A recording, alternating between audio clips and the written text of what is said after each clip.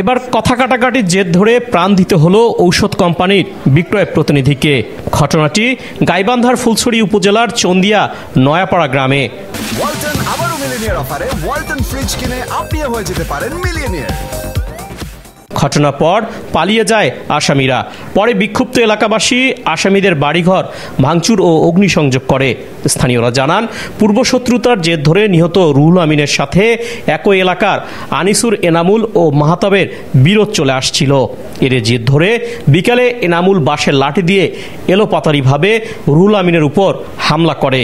পরে পরিবারের অন্য সদস্যরা রুহুল আমিনকে উদ্ধার করে গাইবান্ধা সদর হাসপাতালে ভর্তি করলে চিকিৎসক তাকে মৃত ঘোষণা করে।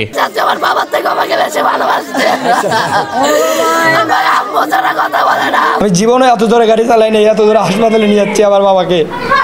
আসি যখন আমাদের নার্স দেখলো আমার বাবাকে, তখন আমি নার্সের মুখ দেখে বুঝলাম আমার বাবা আর নেই।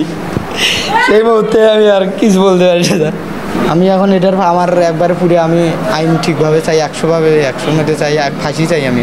এইভাবে যে এটা সামান্য কিছুর জন্য একটা মানুষের জীবন এইবার ছিনিয়ে নেওয়া, এটা অনেক দুঃখজনক। সাথে একজনের মতবিরোধ থাকতেই পারে, সেই ক্ষেত্রে নিজের হাতে আইন তুলে নিয়ে একজনকে শেষ করে দিতে হবে, এটা অবশ্যই ন্যাক্কারজনক ঘটনা ঘটাইছে।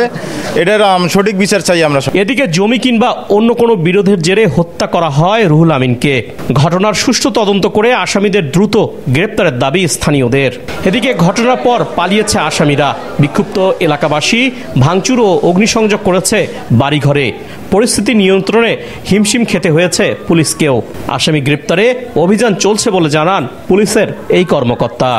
লাশ পোস্টমর্টম হয়ে গেছে এবং ওদের পরিবারকে দেওয়া হয়েছে, ভিকটিমের পরিবারকে দেওয়া হয়েছে। আর মামলা হয়েছে, বুঝছেন, একটা মামলা হয়েছে, একটা এজাহার দিয়েছে, আজকে মামলা রুজু করা হয়েছে।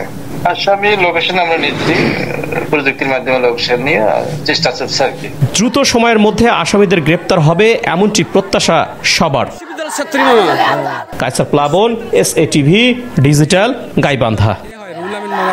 আমি